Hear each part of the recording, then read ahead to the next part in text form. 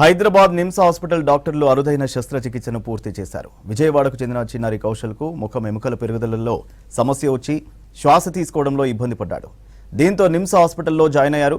బాబుకి క్రేనియోఫేషియల్ సర్జరీ చేశారు డాక్టర్లు. లక్షల విలువ చేసే ఈ శస్త్రచికిత్సను సీఎంఆర్ఎఫ్ కింద ఉచితంగా నిర్వహించామని నిమ్స్ ప్లాస్టిక్ సర్జరీ విభాగం వైద్యురాలు డాక్టర్ పార్వతి తెలిపారు.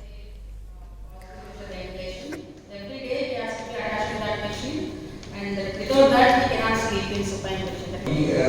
1921, couple of times hospitalized because small infections.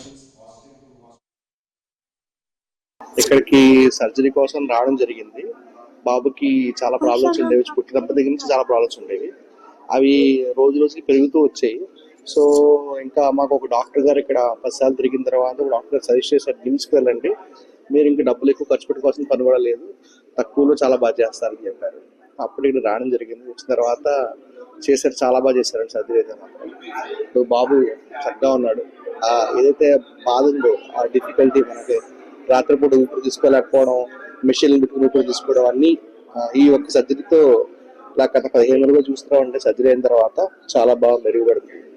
చాలా తక్కువ కాస్ట్లో మంచి రిజల్ట్ వచ్చింది.